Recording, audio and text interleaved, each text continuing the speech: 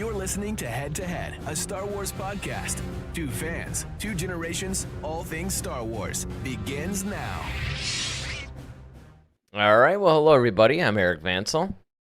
I'm Daryl Sanders. And we're your hosts for the show on this late night on Friday as usual. But you know what?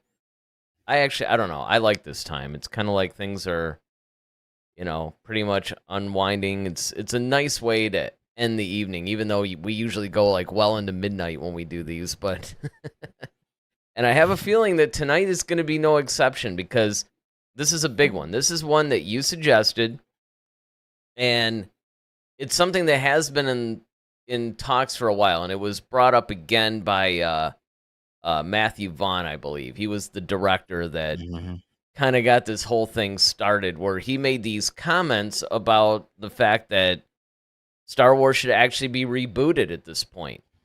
And so what we thought we would do tonight is actually with you guys, and then, of course, people who are watching after the fact that can, of course, comment in. We thought, you know what? Let's tackle this topic ourselves. Let's discuss whether or not we think at this point Star Wars should be rebooted. Now, just to set a couple of the parameters, there is a couple of different ways that you can spin this. When we're talking about rebooting, you could do this either to where you're just rebooting 4, 5, and 6, or 1 through 6. Because you could make the argument that you could leave episodes 1 through 3 intact because, they were made, they're still coming up on they're almost 25 years old. I mean, the 25th anniversary is going to be next year for The Phantom Menace, but you could still make the argument that, things are pretty much there, because if you were to reboot 4, 5, and 6, you could do it with Ewan McGregor, who's actually, oddly enough, age-appropriate now to play Obi-Wan in Episode 4. So you could do it that way. Or you could just literally, scrap everything, right? You could reboot 1 through 6. You could just go, 1 through 9 and just start from scratch. So there's all different viewpoints, I guess is the best way to put it, on rebooting it. I mean, when you talk about rebooting Star Wars, it's just, okay, there's one thing to reboot it, but now getting into the specifics. So we could talk about that too. So what was it that jumped out at you where you're like, you know what, this could be a fun topic. We should talk about this. Well, just because we've had several people who, one being Hi, aka Dom, he's kind of hinted around it, they should just do it over or something like that. Or a lot of people have talked about, Star Wars needs to either just kind of die, or they need to stop making it, or it needs to be rebooted. Let the past die, kill it if you have to. Yes, Kylo. As Kylo would say. Right. And yeah, I think, there's often, and there's been talks, of course, after the sequel trilogy, about a reboot or redoing the franchise or whatnot. So I thought this would be a very poignant conversation to have with the rest of the community. Well, and I could see, it's funny because Star Wars has always been pretty much the holy grail of filmmaking for a long time. The original trilogy, at least. And, it's always been, because it's been George Lucas's direct vision. There have been some people that have been afraid of a reboot because it's like, well, nobody really likes the sequel trilogy, at least the majority don't. So who's going to reboot it? It's sort of like, you're going to risk actually making, and let me just stop here for a second and clarify this too. One of the things that I think that people get a little bit freaked out about on reboots and things like that, I personally don't get all that knotted up about them, even when they reboot a classic, because the original's still there. You don't have to watch it, right? Like I remember, and this is kind of funny too, because so you remember when they rebooted Nightmare on Elm Street and they had what's his face, something Earl whatever play Freddy, Hmm. Can't remember the guy's name now. Jack Earl Haley, I think was his name. They had him play Freddy. Now, I never actually saw that. To this day, I still have not seen the reboot of Nightmare on Elm Street. I never really watched it. It just wasn't something. I was kind of curious about it, but not curious enough to actually check it out. You know, Robert Englund is Freddy Krueger to me. Um, I could see them maybe doing it down the line, but see, to me, and this is something that could be part of the discussion too. To me, sometimes they try to reboot things, I think, a little bit too quickly. You know, like when they started to do the Wizard of Oz thing, when the Great and Powerful Oz came out, what, like ever many years ago that was now, and it was essentially a prequel to the Wizard of Oz, you know, and that's where they had man, you know what? It's like, see, it's a problem because I had a migraine all day, right? So I mean, it's like when I start to get over the migraine, I get like this brain fog. So just fair warning, everybody, today, there's a lot of things I'm probably not going to remember that I would normally remember had I not been suffering from this thing all day. But I'm coming out of this migraine, so it's like, you know, my mind's not exactly 100% working. Mila Kunis. So they had Mila Kunis playing the Wicked Witch of the West, and it sort of showed how she developed into the classic Wicked Witch of the West. The idea behind that was that they were going to do a second prequel film, and then the third movie of the trilogy was actually going to be a reboot of The Wizard of Oz. Now, overall, even though there were a lot of people that panned it, I actually liked The Great and Powerful Oz. I thought it was cool, and I was actually on board after I saw it. Like, you know, I kind of want to see a new Wizard of Oz, but with this cast. Like, I was all about it. Now, of course, it didn't do as well at the box office, and so, you know, nobody ended up. I mean, all the plans fell through. But the point is that even if they had done it, it's not like this new version of The Wizard of Oz would have erased the Judy Garland classic, you know? I mean, it still was there. You could still watch it. It's not like they were going to push it out of print. Where I have a problem with reboots is when they try to do almost like a replacement, you know, where it's kind of like, okay, this is going to be the definitive version now, and we're going to let the old version go out of print. And in the Star Wars realm, this is what people hated about the special editions. I think the reason why people got really knotted up over the special editions that Lucas himself did was because although some of the additional scenes and everything and updated graphics were cool, like when they put Ian McDiarmid in for the holographic Emperor and Empire Strikes Back, you know, stuff that added some continuity, expanded things like maybe the Wampa attack. You know, even though it was a little bit gamey at first when they did the very first effects for it, but the whole Jabba Han Solo conversation in Episode 4 that added some context as to why Jabba was after him, you know, stuff like that. So that was cool, but the problem that people had was the fact that the original theatrical versions were no longer available. Lucas basically said, nope, this special edition is now going to be the definitive versions of episodes 4, 5, and 6, and I'm removing the other ones. Excuse me. That's where I think people have a problem with reboots. Yeah, I could understand, but even in that though, like, because fortunately I was able to see both versions of them, so Right. you know I was around to actually see the original and then see the special editions. Um, and I think the special editions, I don't think it took anything away from the originals, you know. So I didn't mind them, you know, replace it, especially because now they made certain things cooler, like the assault on Death Star. Like now that Oh, yeah. battle is a Yep. lot cooler now than it was when you look at the original version of it. Sure, you know, they took the little nub nub song out of the Return of the Jedi, and you know, um, Well, for me, replace it with. so I like the Yub Nub song better, but I didn't have a problem, especially because they expanded it and showed, even more of the How? galaxy celebrating. What I hated Yeah.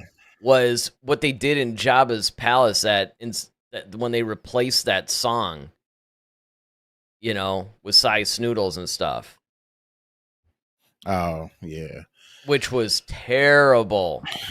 It I was mean that terrible, but I mean, like I said, it's those were minimal things. That's like, okay, you can, to me, you can get over that quick because the payoff for the other course. I mean, you saw most of the special edition stuff happen in the A New Hope, yeah. so that had the most changes to it. hmm Um, but that didn't bother me. I think with this though, depending on, see, trying to reboot Star Wars is kind of um,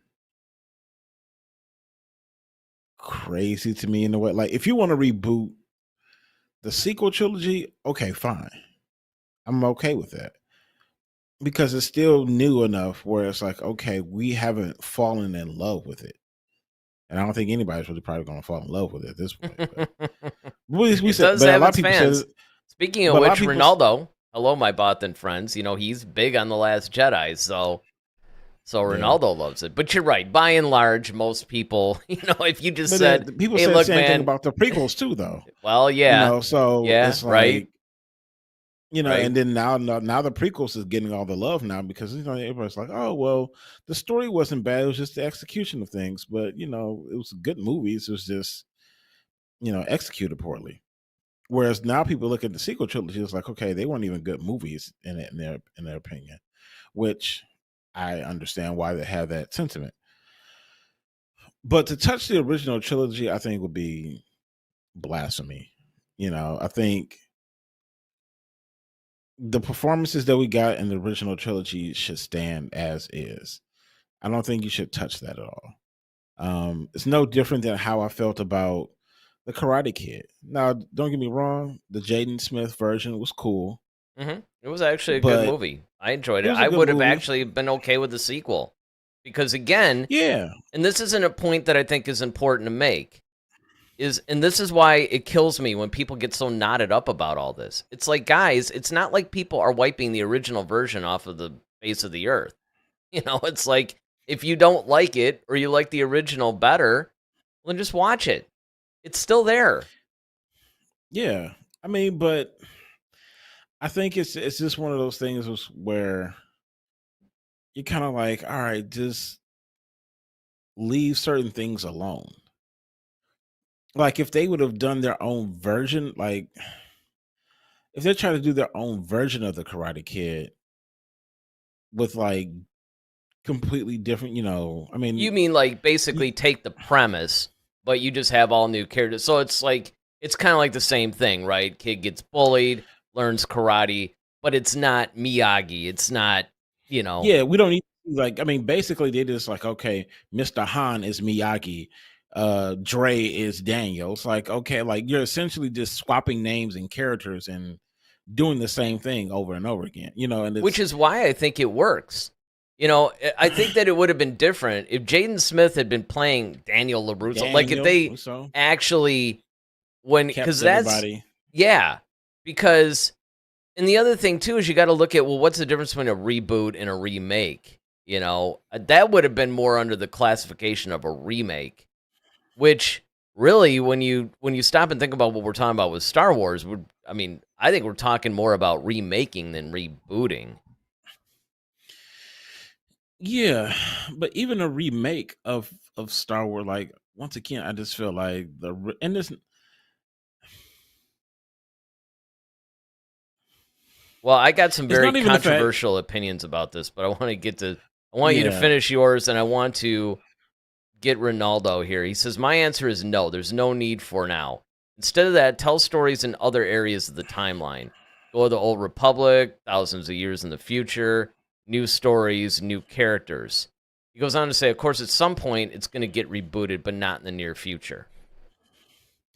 see, my thing is, I think trying to reboot And that's what I'm saying. You have to be very careful when you reboot slash remake, whatever you want to, however you want to classify it.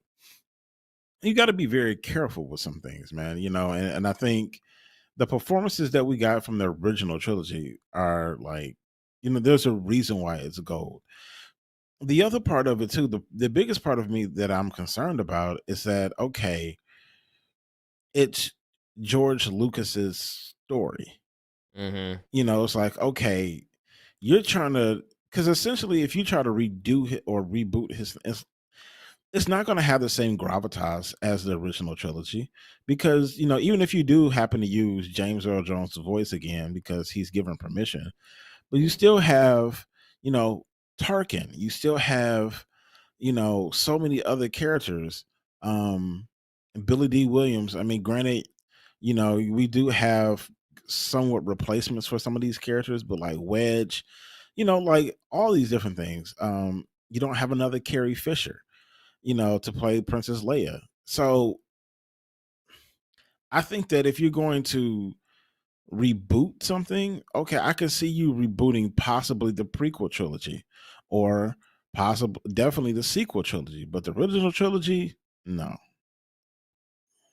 Well, let's see. Ronaldo goes on to say, if it ever gets rebooted, I wonder if the Skywalker kiss would still be there. It would be hilarious. That's a good point. That is a good point. That's Well, I mean, when we get into this, right? I mean, so, and I could go either way. Like I said, I grew up with this. Star Wars is very much something that was my generation. It was made for my generation initially. My generation is the one where it would have lived or died, because if we hadn't responded the way we responded, your generation and everybody today would have had no Star Wars. It would have just been a little cult classic or something that would have resided, in a certain thing. We would have been talking about it, like we talk about other cult classics, like maybe the Flash Gordon movie from 1980. It would have probably suffered that fate. It may not have even gotten The Empire Strikes Back.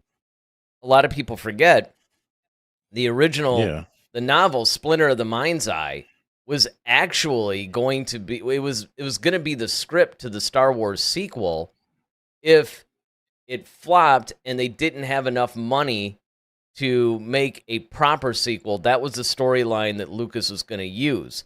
Now, of course, when The Empire Strikes Back was about to be made, they went ahead with the novelization of that, and that's where we get Splinter of the Mind's Eye. So I would, and for a long time, Star Wars to me was untouchable.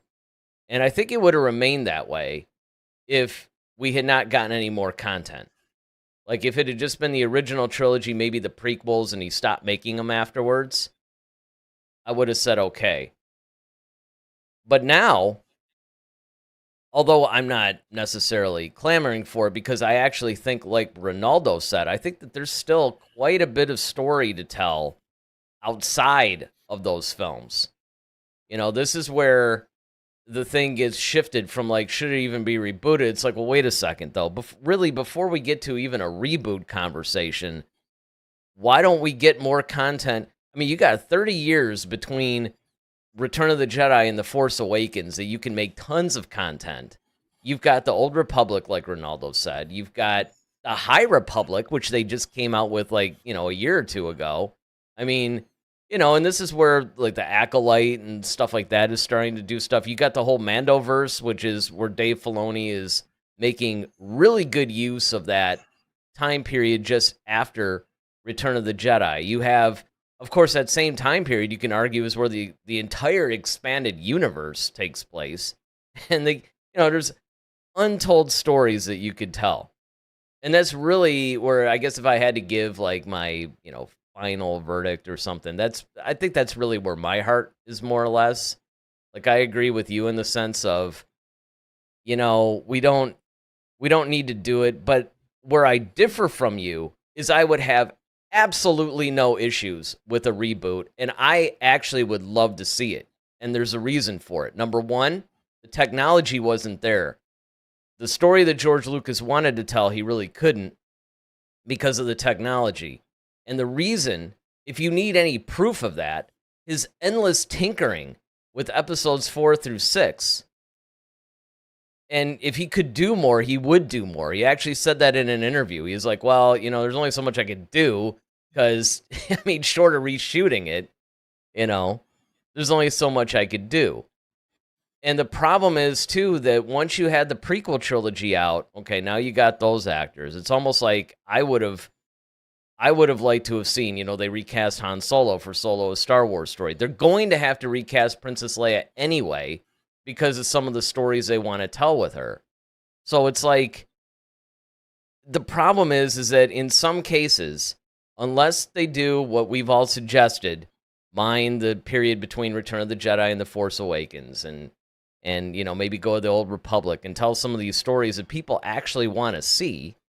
If you don't want to do that and you want to stick with, the traditional characters, then eventually the problem is the original trilogy in particular has painted you in a little bit of a corner just because, the way that Lucas had to tell the story, he didn't want to. Now you got somebody like Matthew Vaughn, he's really good. He could probably do it.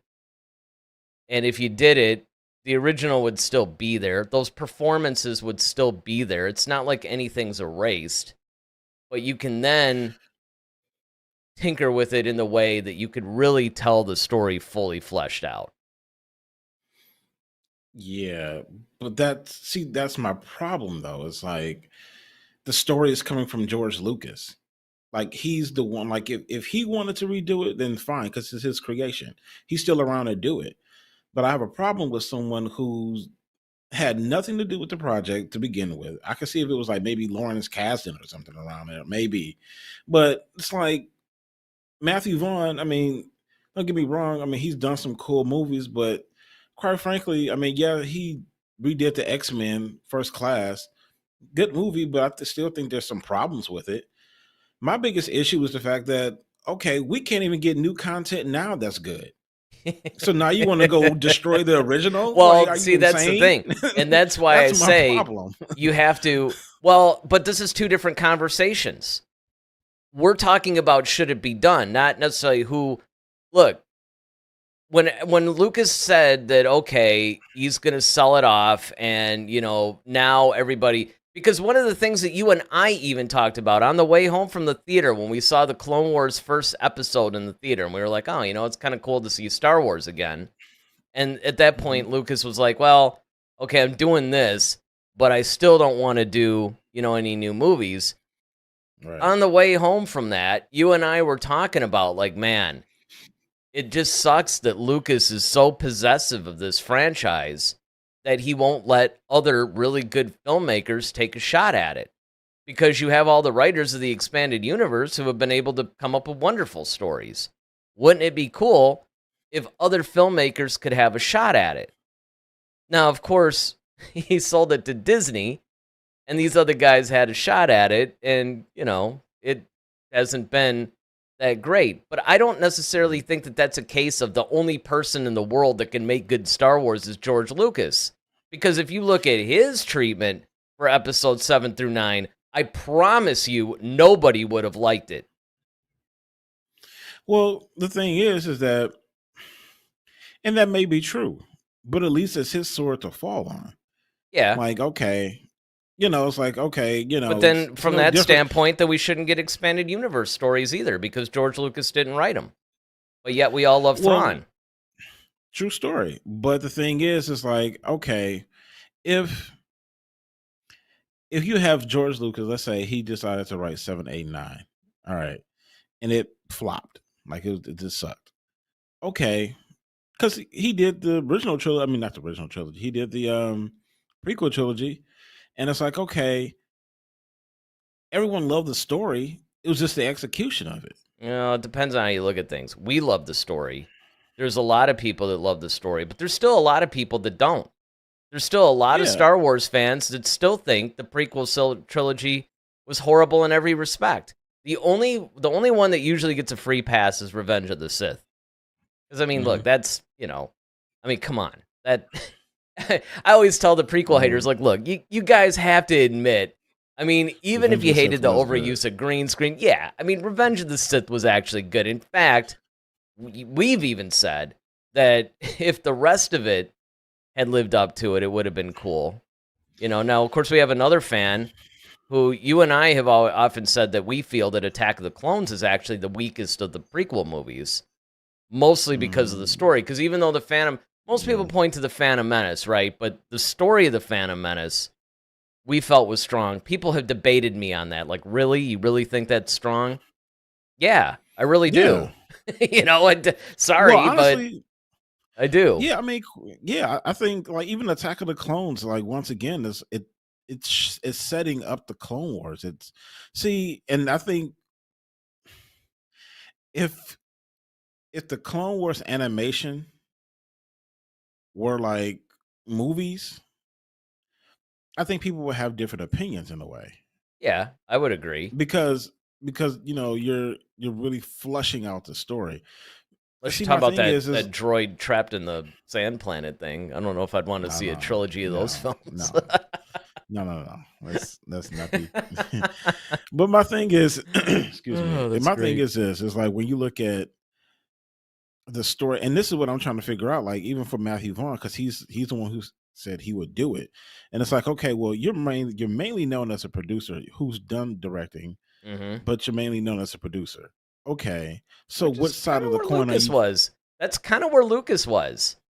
I mean, Yeah, Lucas but did direct, because he did All American Graffiti. He did stuff like that. But he was kind of like an outside sort of guy, which is probably why Star Wars was successful, because he wasn't part of the system. He was always thinking outside the box and everything else. From yeah, that he was standpoint. independent. But here's a good example that you and I both have talked about too, because this speaks to your point about, okay, just because you're a good filmmaker doesn't necessarily mean you're going to make a good Star Wars film. How many times have you and I said that show after show after show? Absolutely. And here's the Absolutely. proof. Everybody celebrated J.J. Abrams' reboot of Star Trek. Now, the ironic thing is, Abrams wasn't a Star Trek fan at all. Like, he barely even watched them. But yet, he makes this amazing Star Trek reboot. Star Wars, which he's a fan of, which is what we all thought, before The Force Awakens came out. And don't get me wrong, we basically agree that The Force Awakens is pretty much good, right? But the thing is that everybody thought, like, wow, if he did this with Star Trek and he's not even a fan, imagine what this guy is going to do with Star Wars. He's a monster fan. Yeah. Well, as good as Force Awakens may be, it also has its problems. And I mean, I don't think it could live up to the expectations that everybody had. No, but I think that's not so much on JJ, in my opinion. I think that's more on Disney and Kathleen Kennedy and Lucasfilm, which is because they have no plan. And that's my point. And my point being that it depends. See, my thing is, the problem is it's not George Lucas making the films. The fact that everybody's like, well, but George Lucas is the one that makes it, he should be the one. No. The problem is Disney was making them. Disney controls Lucasfilm. And I don't even know at this point if it's a Disney problem or a Kathleen Kennedy problem. Honestly. Well, I would actually lean more towards Kathleen Kennedy. Well, yeah, but I would say it's almost part of one and the same too, though, because it's like Disney owns Lucasfilm. So my thing is, like, if you own Lucasfilm, then you ultimately are responsible. That's the way I just look at it. Yeah, you could. And you're allowing allowing Kathleen Kennedy to do this stuff. So yep. No, I'm not saying they don't get the blame. I'm just saying that if you had to they replaced Bob Iger, nothing changed. You replace Kathleen Kennedy, I guarantee you things would change. For the better, I don't know, but See, here's my thing though. It's like when we're talking about a reboot. See, Matthew Vaughn, okay, he's done some cool movies. He's done the Kingsman series. That's cool, but there's not really much of a precedent for that, series like that. He did X-Men First Class. He did the sequel to that, I believe, as well. Days of Futures Past or something? I think that's the second one or the third one. One of them. Yeah. It was a trilogy. Yeah, it's a trilogy. Right. First Class was the first one. Right. And I think he did the second one. I don't think he did the third one, but I could be wrong on that. Right. I think you're right. I think he did 1 and 2. Right. And 1 was really good. One was very good. Yeah, and then 2 was it was all right.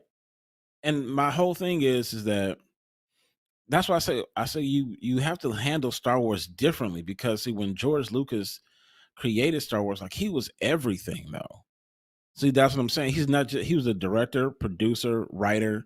Like, he only on the first one and only on the prequels. Remember, the ones that are the most celebrated, in particular Empire Strikes Back. You know, and to be honest, I mean, this might be controversial to say too, but you know, you start reading stuff, man, George Lucas gets a little bit too much credit. A little bit too much. Because he oversaw it, but it's not like he was the one drawing up and creating these characters. You know, a lot of times people would come to him with stuff and he would approve it. Yes, he's a master storyteller. And yes, you know, he had that editor's eye to where he knew what would work and what wouldn't work. I mean, if you look at, for instance, the Ralph McQuarrie drawing of Darth Vader, okay, he was like, no, keep going. Yes, that's the look. See, Lucas knew, okay, this is what's going to work. And he knew, you know, each iteration of each of these characters, like, no, yep. And that's cool. But keep in mind, Matthew Vaughn is just the guy that brought this up. I mean, in my mind, I don't know, when you were bringing this up as a topic, I don't know what your thoughts were necessarily, but when you brought this, my thing was never Matthew Vaughn should be the guy to do it. So to me, talking about Matthew Vaughn doing it, I mean, it's an interesting thing, but it's not really where my head is at. I'm just talking about from the standpoint of being rebooted. That's all. Well, the only reason why I bring him up, because one, he did bring up the topic, but then he also said he wanted to do it too. So that's why I'm like, right. Well, yeah. I don't know. I mean, it's tough because even if we're gonna reboot Star Wars, I mean, like I said, you know, you kind of have to think about, like, okay, well, like you had said on the onset of this, like, where are we starting from? And you know, that's a very important conversation, because it's like, all right, well, because it's a linear story. It's like, okay, are you going to completely just disregard the whole Skywalker thing? I mean, what are we doing? No, I think so. That's a good idea. We should probably talk about some of the parameters of this. But before we do, let me get to all these Ronaldo chats here. They've been piling up, and he says, you know, I think going to the reboot option is too extreme. They can make new stories without starting again, which of course goes into the point that, you know, of, look, there's a big universe. You know, we don't necessarily need to keep doing this, right? He says that they reboot today, I would give it a chance, but I would like them to add little changes to the story. I'll get to that because that goes into the point, Daryl, that you just brought up. Says because it's the exact same story, what's the point? And then they could add things like the Chosen One prophecy or the Sith, which were never mentioned in the original trilogy. And then talking about Matthew Vaughn, he did First Class and Days of Future Past, both great. So I think that what we're talking about, because like you said, okay, where do you start? Linear, telling the story. And then before I do this, Ronaldo says, I can only imagine the online backlash towards the director in charge of the reboot, right? I mean, I know, right? I hate to be that guy. Well, and that's, you know, and look, that's another thing that we can talk about too that should be part of this conversation. Is like, look, you can't even make like something like The Mandalorian or something, right? Without like severe. I mean, if you were to try to tackle a reboot now. But I think that in answer to your question about, all right, well, where do they start? So what I would do if somebody suddenly, you know, had a stroke and put me in charge of Lucasfilm to do all this, basically, I would reboot the original trilogy because to me that's where the sticky point is as far as being handcuffed for storylines, because you had a bunch of things. You have to remember that in the original draft, Darth Vader and Anakin were two different people. Luke and Leia were not brother and sister. You had a lot of really big plot points, of course, that showed up in the film, and being, the name wasn't Skywalker. If you want to go to that point, it was Starkiller. Well, but that, I'm not talking about, that was way early before they even started rolling camera. I'm talking about things that actually affected the film. Because the idea that Vader was Luke's father did not appear until the final draft of Empire Strikes Back. So when Obi-Wan said, Darth Vader murdered and betrayed your father, that was actually because at that time when A New Hope came out, and let's face it, it wasn't even called A New Hope back then. Right. It was actually, a big movie that was he just took a little chunk out. I mean, when you actually go back and you watch Empire of Dreams, or you go on all this stuff, I mean, when you just see all that stuff, I mean, yeah, his name was Starkiller and all that other stuff, but I'm talking about things that actually affected the films, that are sticky plot points that you constantly have to maneuver around and go back and explain. I mean, at this point, Ewan McGregor is more Obi-Wan to most people than Alec Guinness was, mostly because of all the content. But if it were me, I would keep the prequel trilogy intact. I would use those characters and just move forward with episodes 4, 5, and 6, because those are the only ones where there's plot points and you could fix a lot of stuff. You could fix particularly with 4.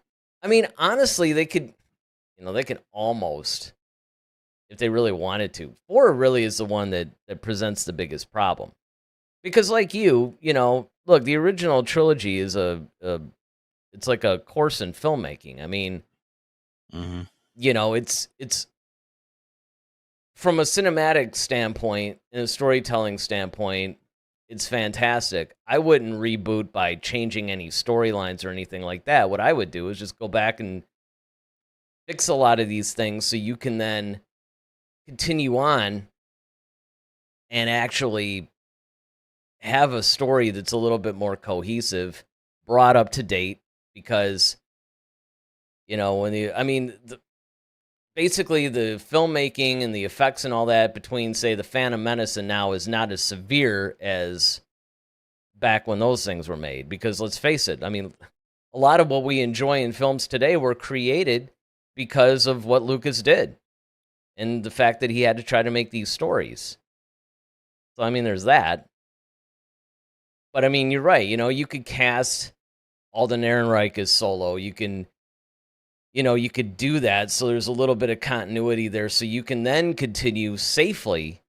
Because one of the biggest things that everybody wants is stories that happen after Return of the Jedi. So what are you going to do? I mean, you and I did a whole show on this, where do you just de-age all the characters?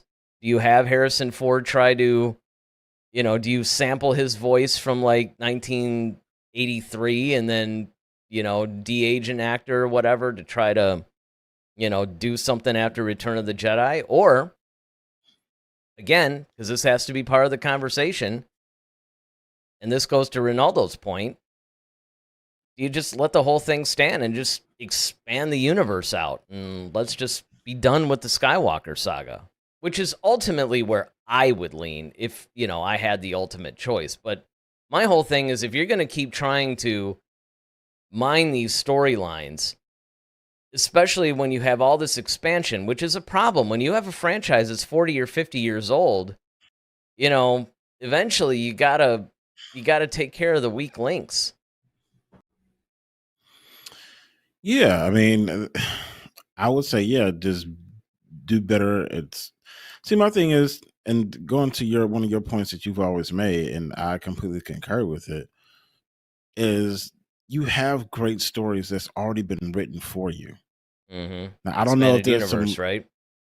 Expanding universe, or even like new canon stuff like Bloodline and all those things. Right. You know what I mean? Like, Even if you want to go back and do like Lords of the Sith or something like that, like once again, I think that would be a phenomenal movie if you get the right people to. Ian McDermott still can play Palpatine.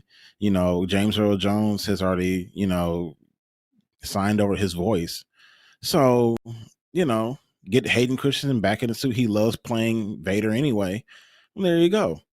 And I think like for whatever reason, like I don't know if it's a legality, thing of why but to me that just makes more sense, especially when they're like your better books, and if you get a director who can or a writer who can kind of transcribe that into a script and it works, then there you go. And just find a director who's competent enough to do it. I 100% agree, but here's the thing. It may not happen for 10, 20, or 30 years, but eventually you get all these people, especially you start making those new canon books, they all involve Luke, Han, Leia, and all those guys. So eventually you're going to, let's say you get Sebastian Stan to play Luke, Alden Ehrenreich to play Han, you recast somebody, I don't know, Millie Bobby Brown or something to play Leia, right? Now you make a ton of content. So let's say you've got like 10 films with these characters, okay? Plus you still have Ewan McGregor as Obi-Wan, the whole shot. Eventually down the line, the viewer, and I'm not talking necessarily about us, because we'll be too old by then, but if you're looking at the franchise as a lasting entity, okay, this thing, and this is unlike anything that's ever happened before. Because even if you talk about something that's been in existence for a while, say in book form, like Lord of the Rings and stuff like that, Peter Jackson made those films, that's it. It's been done. You have the Hobbit TV series and stuff like that, but it's being told around the films. It's not the same kind of continuous universe that Star Wars is.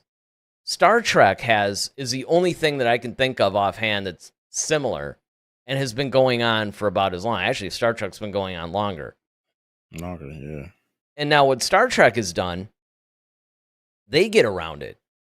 But even they have recast. Like in Strange New Worlds, you got a guy playing Kirk. You have a Spock. You have a new Spock that's in that series. He's the same Spock that they cast for Discovery. So you have a new character. And eventually, the way they get around it is, they're telling like prequel stories and stuff like that. It's a very similar thing. But it's a different kind of a franchise. You could get around it. And again, for I think 10, 20, 30 years, you could probably get around. I mean, and technically, look, if we're being honest, it's just films. It's not, nobody's life is in danger here. I mean, if you never rebooted the original trilogy, it would be fine. People would get over it.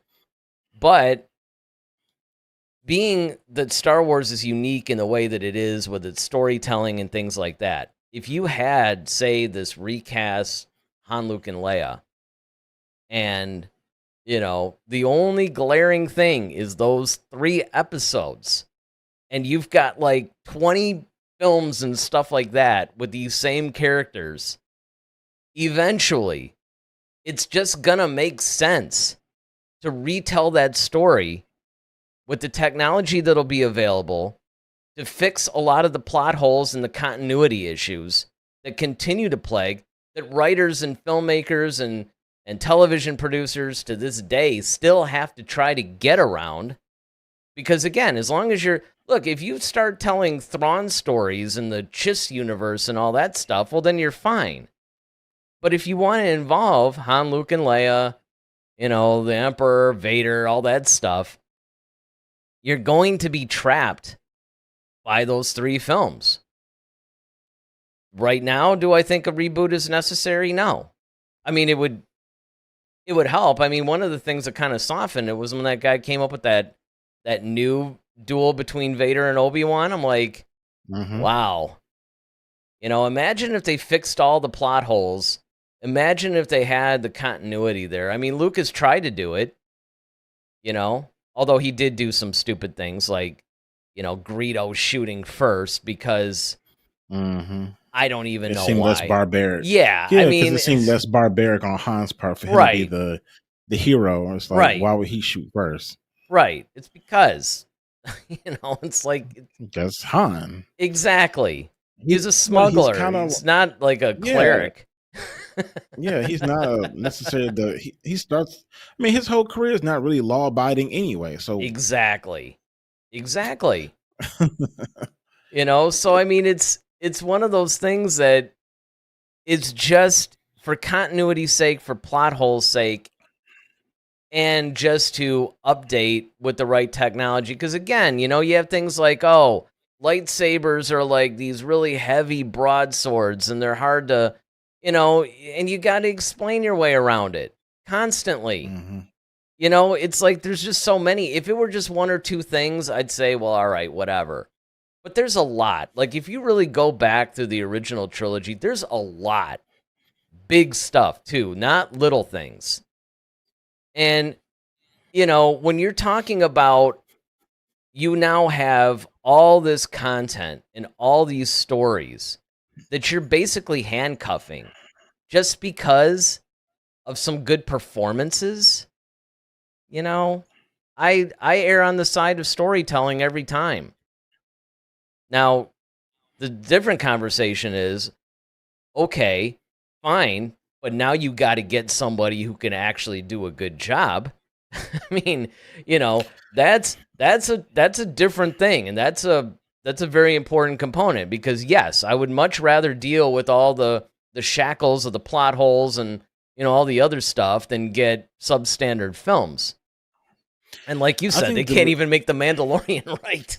yeah, and that's my big. I think that's the reason why I have the the disdain in my tone, because it's like, okay, I like the original trilogy the way it is. And and I get your point. It's not like they're just completely eradicating it or something like that. I can still watch it. Yeah. The whole thing or the whole point of it all for me is that, like, okay, you guys can't even.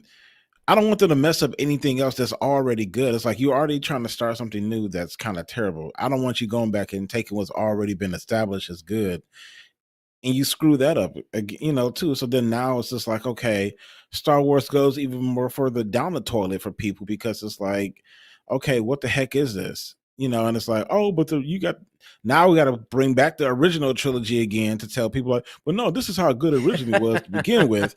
You see what I'm saying? Like, No, I know. just leave it alone.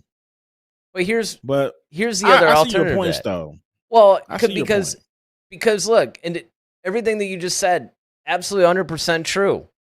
But I think that it's not a bearing on should it be. I think it's who does it, because when you really go through and look at the behind the scenes stuff of the making of all the newer Star Wars stuff, it's amazing that it's even as good as it is, honestly. Like, there is so much. So you want to talk about being handcuffed and shackled.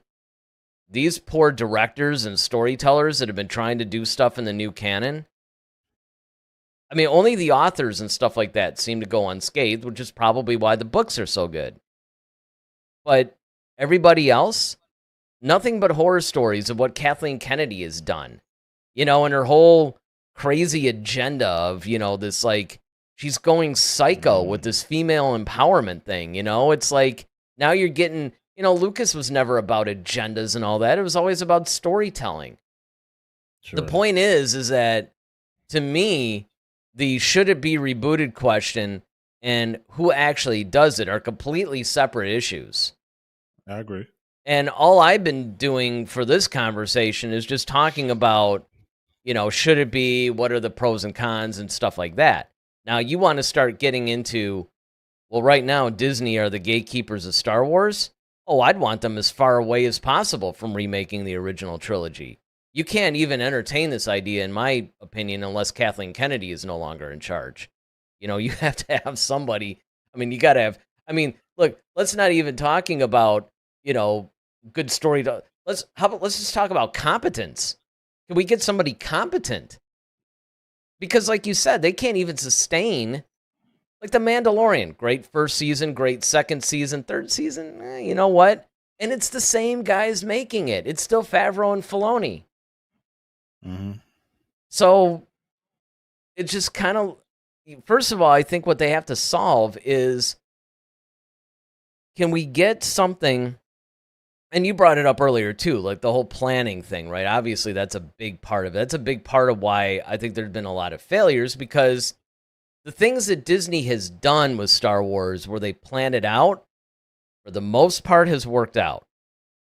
The times that it fails are when they fail to plan, and then when they start trying to cram agendas into it. Those are the two biggest issues on why Disney Star Wars fails. If they leave agendas out, and if they actually plan things out, usually it's okay. I mean, at the very least, it's okay, if not good. But I think that that's what happened a little bit with The Mandalorian, is that, they dropped the ball a little bit. And so obviously, yeah, you can have a conversation about, rebooting not just the holy grail of Star Wars, but one of the holy grails of filmmaking. I mean, you can't mess with that until you have the pieces in place to where this is going to be an improvement. Because like you said, you don't want to make something where you're kind of like, I'm just going to go watch this. You want to make something that is considered equally as good, that's different, that, maybe fixes some things that were wrong about the original, but that you could look at it like, you know what? I'm good with this and I'm good with that. I'm actually trying to think of an example. There's a couple of them I know that we've talked about where it's kind of like, wow, whether it's this or that, I just, whatever I feel like. I mean, I guess you can almost, the only thing that's really coming to mind right now is James Bond. I was just about to say Bond. Like, that's about Bond the is only one of those. Spider-Man, but Spider-Man's a little bit different because you had different iterations of Spider-Man. So it's kind of hard to kind of say that, because there's a precedence for that. You have Spectacular Spider-Man, Amazing Spider-Man. I'll tell you the difference. I'll tell you the big difference, because you're not the first person to bring this up. Because a lot of times when you do this whole like rebooting Star Wars thing, people instantly go to the comics. Well, yeah, well, what about Batman? What about Spider-Man? What about Superman? It's like, you have to understand, those started out as books. They were comic books. They didn't start out as films.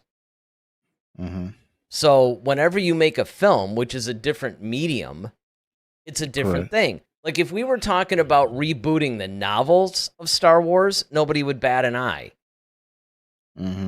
But what you're talking about is rebooting it in the same thing. Now, where you can make the comparison, though, is they have rebooted things in the comics themselves, right? Like, a new generation comes along, so they kind of retell the story, and maybe they shift some things a little bit, or they do whatever. And, you still have the same thing. You got, like, Superman. You got the Bronze Age, the Golden Age, Silver Age, all that. I mean, Well, and technically with James Bond, I mean, those started off as novels too. True. But, and of course, unlike anything, there is not a single James Bond movie that followed even.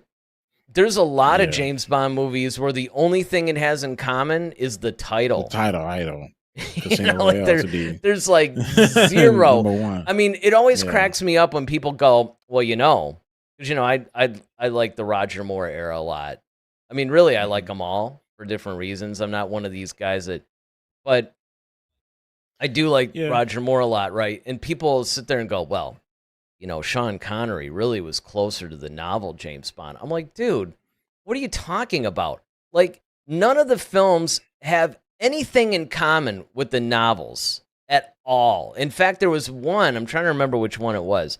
One of them actually used a basic storyline from a different novel. Like, it would almost be like if when they made, I don't know, like Thunderball, it actually used the story of You Only Live Twice or something. I mean, it was something like that.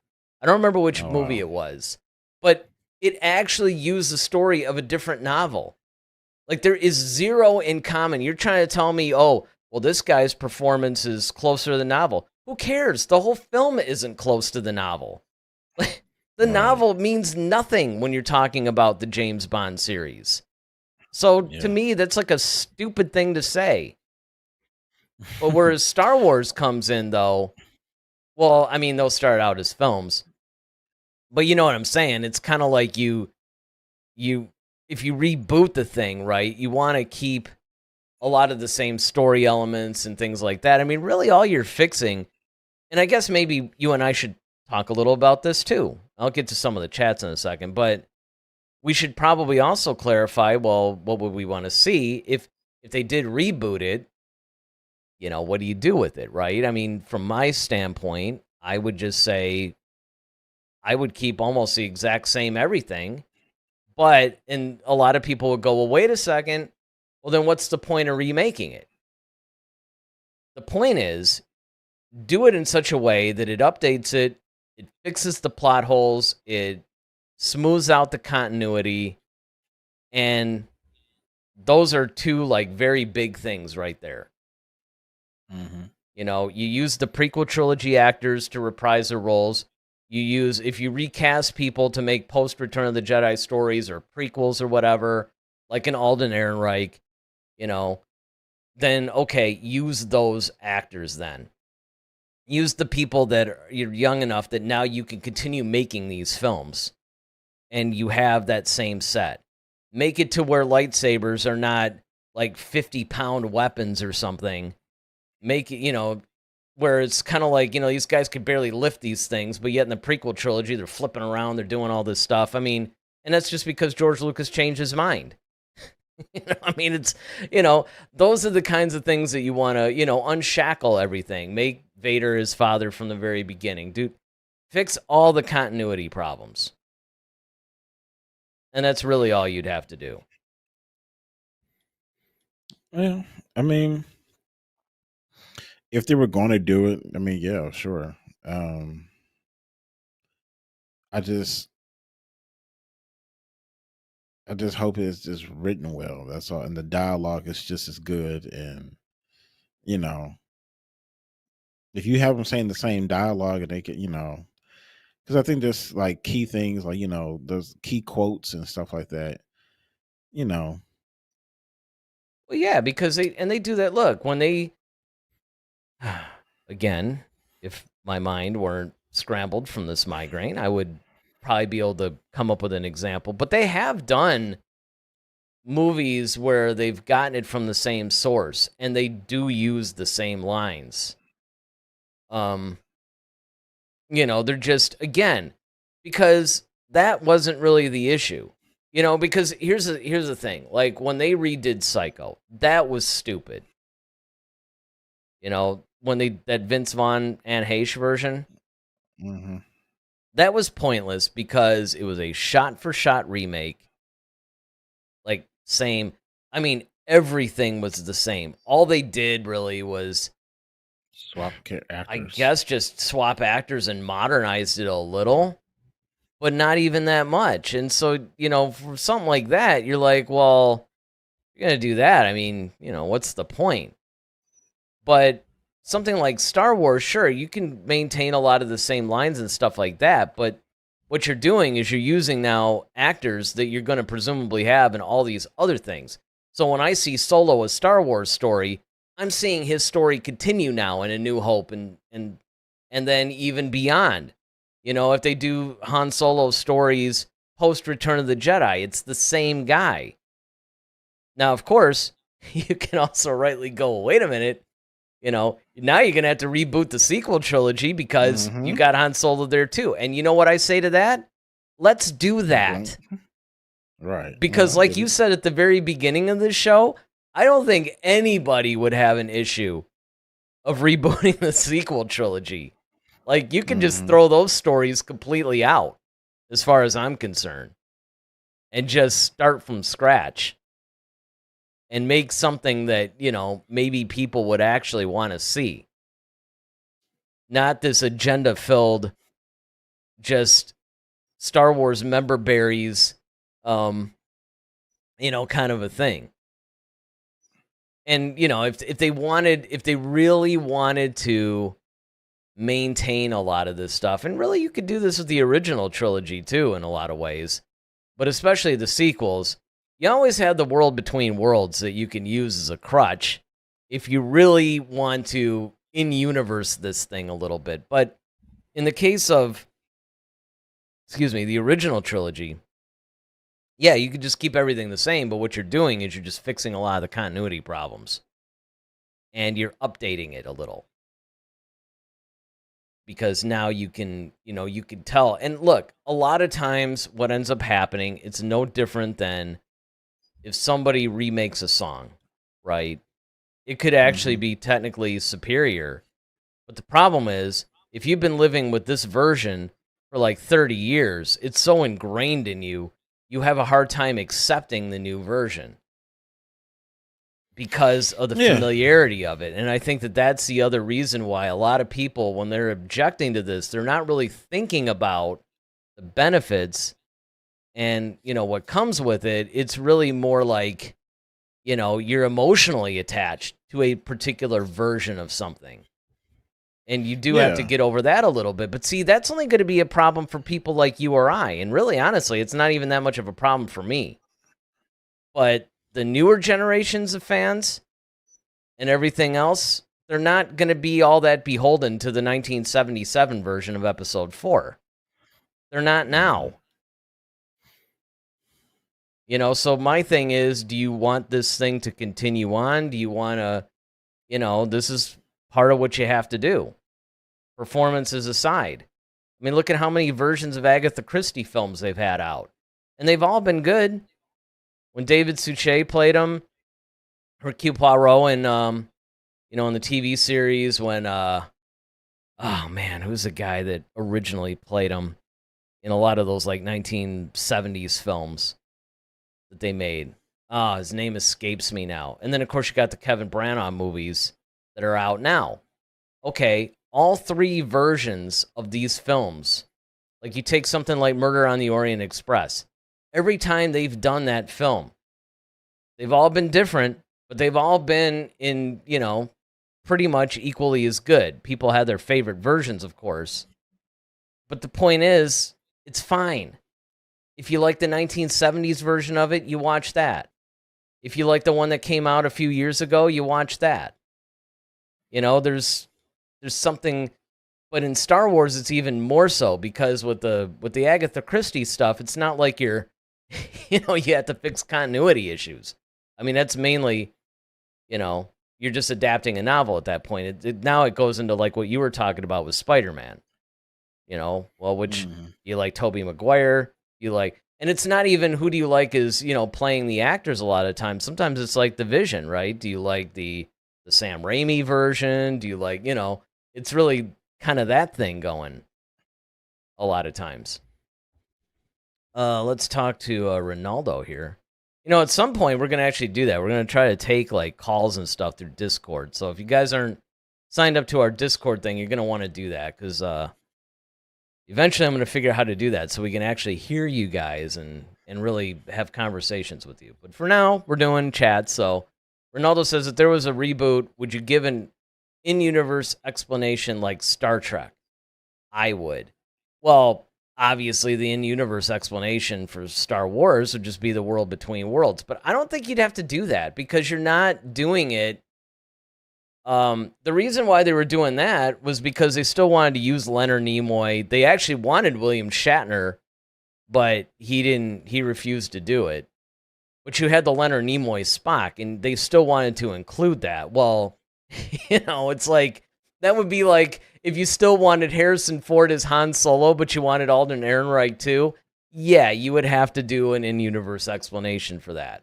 If you're just doing a straight-up reboot, no, you don't need an in-universe, because, look, the in-universe explanation would have to happen now. See, that's the problem with the way things are now. You have to deal with it the way it is now.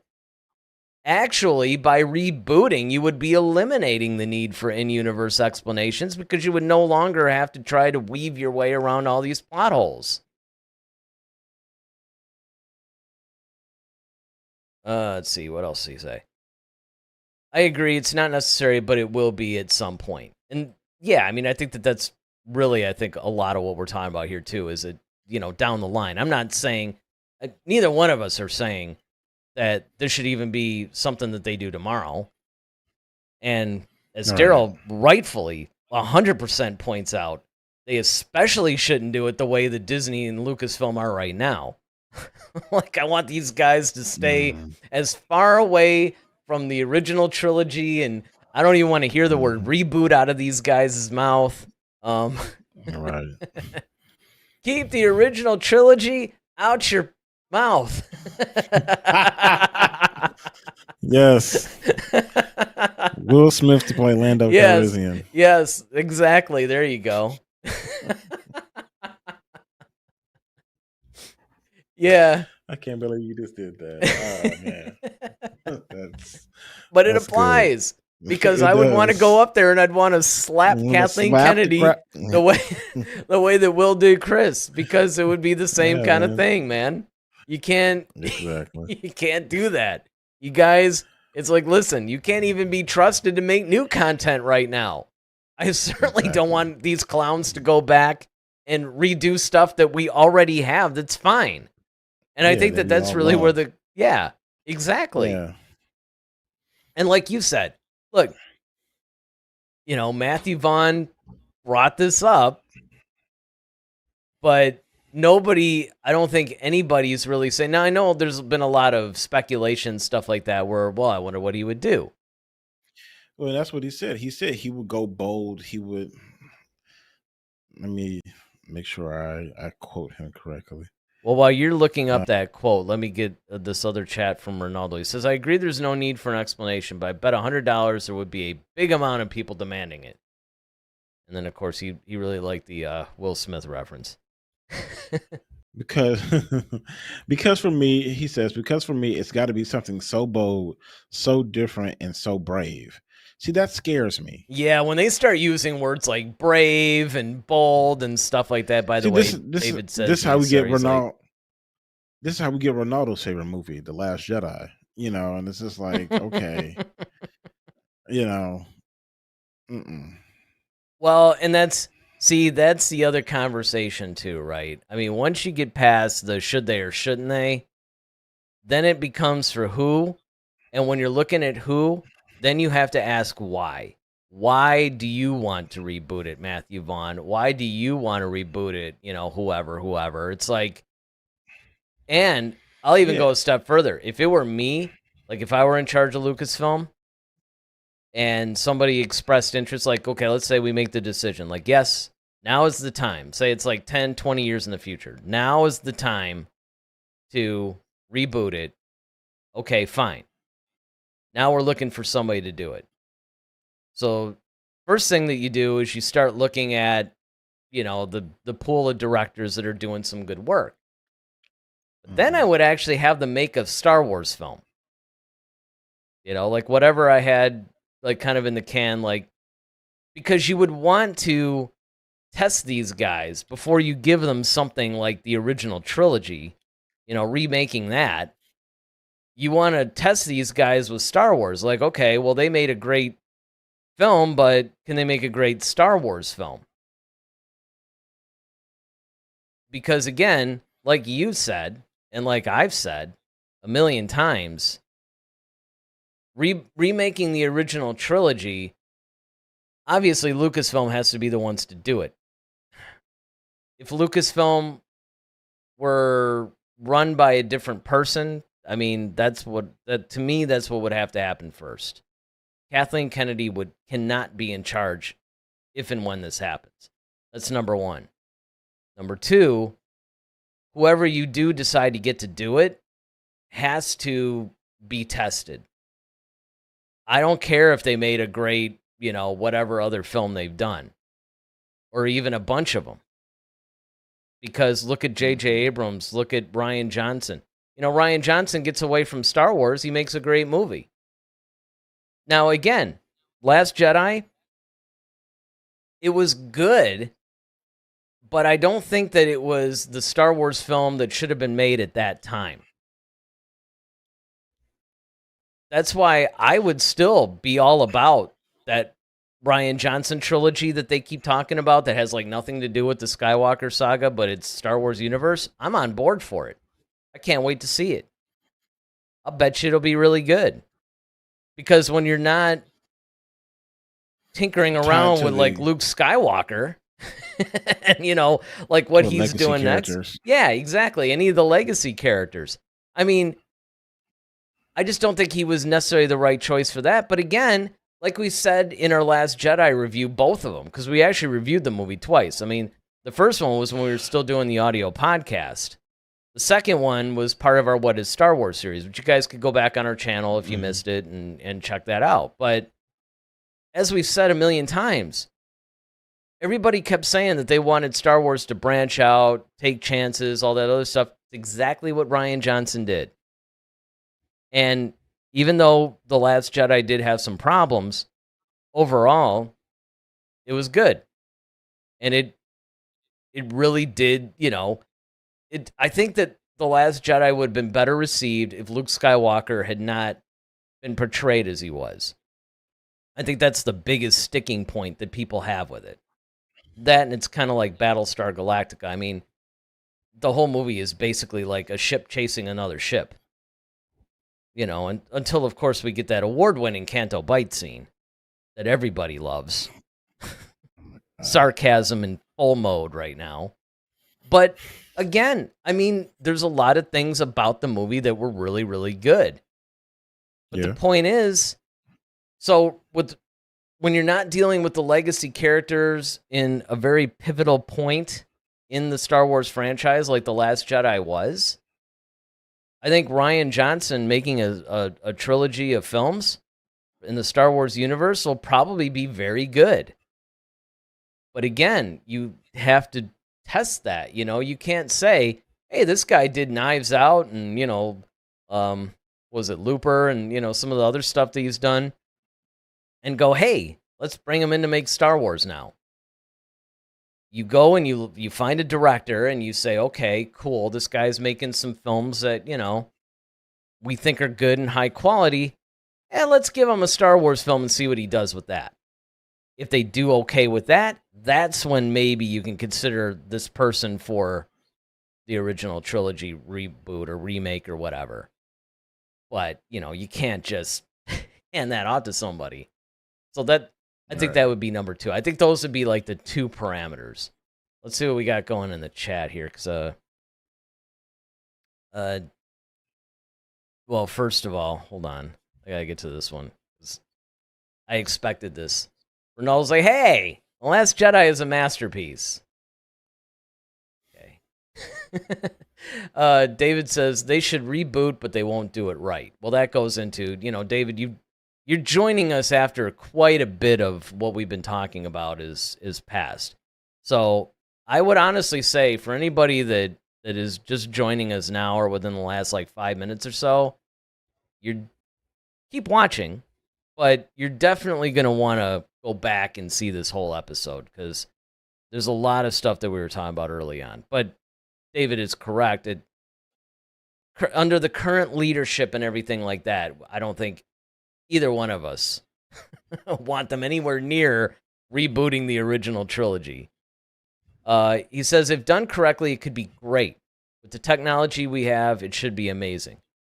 And again, that was one of the things that we said, that the main reason to reboot it would be, number 1, to bring it up to what they can do, make it more consistent with the other films, and then also to fix a lot of the glaring plot holes, to loosen the handcuffs and shackles of any future storytelling using those characters, improving the continuity. I mean, there's a lot of reasons to do it, but again, quality has to be maintained, and that's going to be an issue. Now, Ronaldo brings up something about the Rian Johnson trilogy. He says that trilogy is never going to happen. I don't know. What do you think about that? It's never been officially canceled by Disney, but it doesn't seem like they're in any hurry to make it. What's your over-under on the Rian Johnson trilogy happening? I'm kind of siding with Ronaldo, just simply because I think he created the most divisive Star Wars movie to date.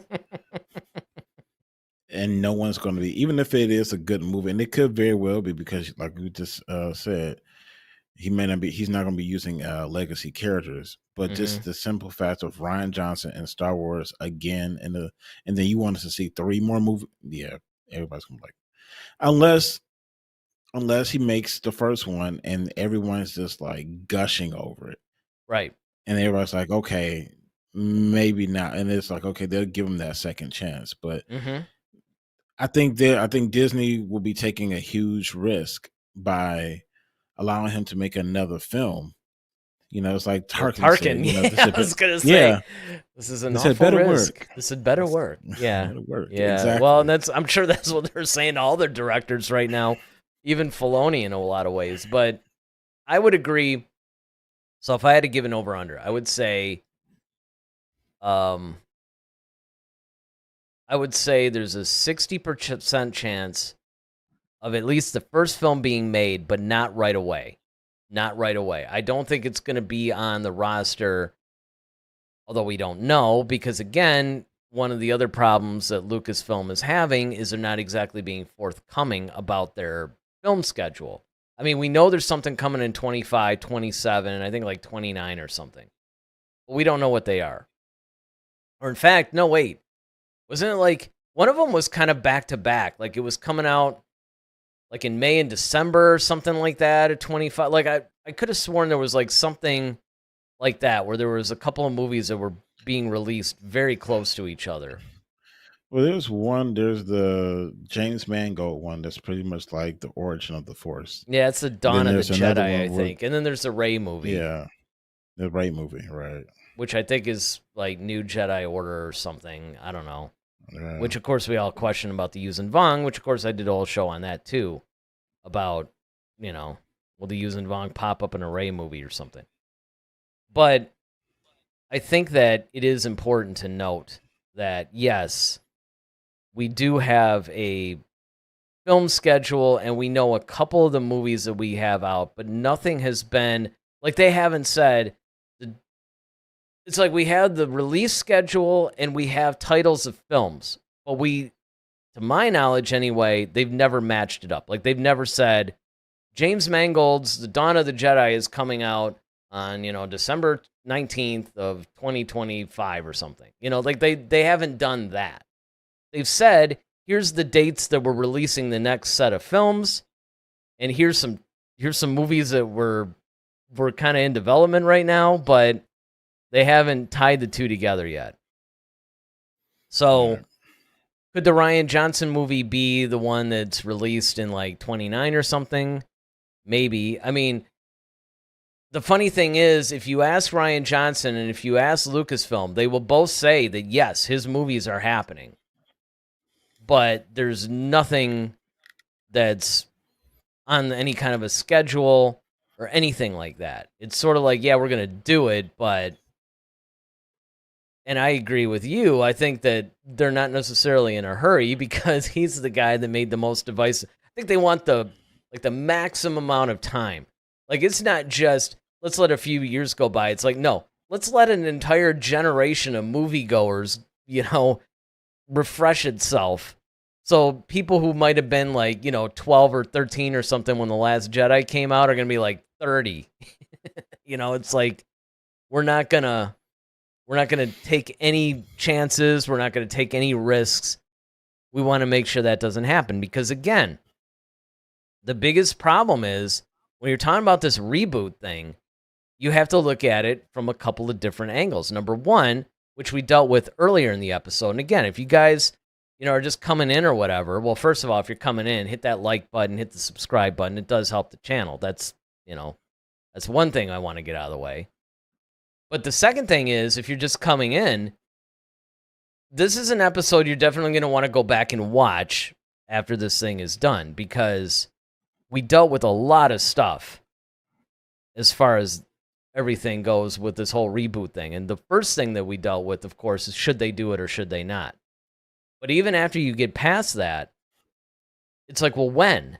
When do you do it? And then what do you reboot? Do you just reboot the original trilogy? Do you reboot 1 through 6? Do you reboot 1 through 9? Of course, we answered that earlier, too. But then comes the important part, who? Because once you get the should you or shouldn't you, and, okay, well, what part of this do you reboot? Then it becomes, well, who do you give it to? Now, of course, like we said, Matthew Vaughn's the one that brought it up, but we're not necessarily saying that he should be the guy. And certainly, even if you guys come up with a name, which I'd be curious about, by the way, if you guys have an idea, let's put it out like this, and I'll probably create a poll on our community tabs after this show. Who would you like to see reboot the original trilogy? Let's just put it like that. If you could pick anybody in the world to do it, who would it be? Put it in the chat section if you're watching live. Drop it in the comments section if you're watching after the fact. So I'd be really curious to see some names out. And if you guys are chatting it in, then we can actually talk about it now. But that's another thing. But even if you guys come up with a who, first of all, like you and I both said, look, Kathleen Kennedy should be nowhere near Lucasfilm when this happens. And then secondly, whoever's chosen, it's like, okay, if you like some of the movies that they've done or whatever, great. Let them do their own Star Wars film first. See if they could do it. Okay, so now we've got Ronaldo chatting in with an idea. So he says, if they bring Ryan back, everyone will be talking about him, not the movie itself. I can't see the benefit. Okay, that's a good point. And then as far as this, he says, I would like James Cameron or Steven Spielberg. Of course, those are some top-tier names that primarily with Spielberg, everybody drops his name. And I would actually, you know what? This is the first time I'm even thinking about this. But he would probably be the guy that you would want to redo the original trilogy if it's redone. He's the only other one. He was right there. He's the one that actually gave a lot of the ideas to Lucas to fix a lot of the original script ideas of the original trilogy. People forget that. So yeah, that would probably be my vote too. If we're talking about rebooting the original trilogy, Spielberg is probably, at least that I can think of offhand, he's like the only guy who... Yeah, I feel like if he can't do it, no one can. Right. And he's the one guy that I would actually say that even if Kathleen Kennedy were in charge, he could still get it done. Because he's the only one that would have the clout to be like, listen. I mean, actually, if I'm not mistaken, Kathleen Kennedy produced a lot of movies that Spielberg did too. So they already have a previous relationship. I mean, she's not going to interfere with Spielberg. It's kind of like, what are you going to tell him, Then Ronaldo says, my third option would be James Gunn, but I prefer him to make a Knights of the Old Republic movie. Yeah, I would definitely agree. A Knights of the Old Republic movie with him would actually be cool. Original trilogy, I'm not so sure about. Maybe, but I don't know. I mean, again, I would almost have to see... See, Spielberg is safe because he's the one that has actually coached George all along, even as far back as the original trilogy. And then when it came to the prequels, he was the one that essentially either directed or punched up the script in some cases, primarily with Revenge of the Sith. So he would be safe. Anybody else, it's sort of speculation. You would almost have to let somebody like a James Gunn give them a Star Wars movie. Like you said, if he did the Knights of the Old Republic movie, let's say he did one of those, and it was really good, like it was just amazing, well, then I would say, okay, fine. But even then, I don't know. David, of course, Mr. Vansel and Daryl should do it. That would be the Rest reboot. Yes, it would. Yeah, it would. We'll get to work on it. And then, of course, our buddy Dom says, I agree. What David said. Well, good. And I'm glad that Dom's watching because, this is partially brought up because of you and some other people. And, of course, it didn't hurt that Matthew Vaughn was one of the guys that actually just came out and said, yeah, I want to redo this. And that got the discussion rolling. But that's another thing that we can look at too, is that there's another whole generation of Star Wars fans that are not beholden to the original trilogy. And honestly, because they don't have the emotional attachment to it that our generation or generations do, they're actually looking at it strictly from a storytelling perspective, and the plot holes, the continuity, a lot of the issues are more glaring to them than they would be to us, because we've had decades of overlooking and explaining and, in-universing and all this other stuff. And I think that that's something that people forget about, is that when you lack the emotional attachment, you could actually look at it more objectively. And so I think that that's another reason why it would probably benefit. And somebody like a Spielberg, I mean, that's a no-brainer. I think that would be he would be the guy. Like, if we had to pick one guy to do it, I think he would be the one. But of course, the question isn't what we think. It's what you guys think. What do you think about the original trilogy? Should it be rebooted? Should it not be rebooted? Should it just be left alone? Should they just continue to work around it?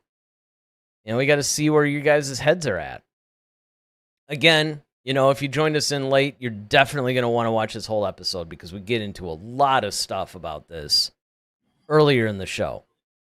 But we are grateful that you guys are watching. Remember, hit that like button if you haven't done so already, because it really does, help the algorithm and stuff. And then Dom actually has an interesting thing. He says, leave it alone. So now you have a younger fan who actually says, you know what? Let it stand as is. So I'm going to put that poll up.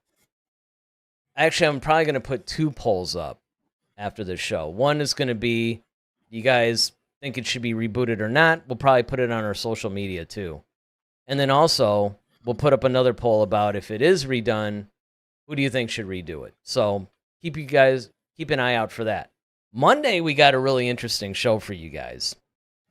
You may have already seen it, because we already have it all set, and it's on the channel. If you guys hit the notification bell, you'll be notified every time that we go live. So if you have hit the notification bell, you've already been notified that that's going to hit. But we're going to talk about, should Star Wars actually make a horror film? It's kind of our Halloween special, because Monday is the day before Halloween, so we're going to try to do a Halloween-themed episode for Monday, and we're going to talk about, is it time for Star Wars to start to go into the genre stuff? Specifically, should there be a Star Wars horror film? So you guys are going to want to check us out Monday night at 8 for that. So, yeah, I think this is a really good discussion, I'm glad that you brought this one up, because this is something that has been talked about. And I think that people have been batting it around, but now that Matthew Vaughn actually put it out there, I think that the conversation, I've already seen other YouTube channels cover this, so I think that the conversation is it's going to be, oh man, I got to put this one up from Ronaldo. This is classic. He said, oh, there is a horror film. It's the holiday special. Yeah. Hilarious. And then, of course, That's true. Dom basically says yes and should be rated R, Well, we'll talk about that Monday. We'll talk all about it Monday. Monday. Old enough to get in? Yeah, man, that's a good point. You might want it to be PG-13 for that sake, but hey, whatever. So yeah, make sure that you guys are back with us Monday night at 8. We'll be live. It'll be our Halloween special. It'll be, should Star Wars do a horror film? We're going to talk all about that. I'm sure it'll bleed into, should they do other genre films as well, but you're not going to want to miss that discussion. So with that, I'm Eric Vansel. And I'm Daryl Sanders. May the Force be with you. Always. Head to Head, a Star Wars podcast. Be sure to follow us on Twitter @HeadToHeadSW. Submit your questions for our next show. Visit our official website at headtoheadswpodcast.com. Until next time, may the Force be with you, always.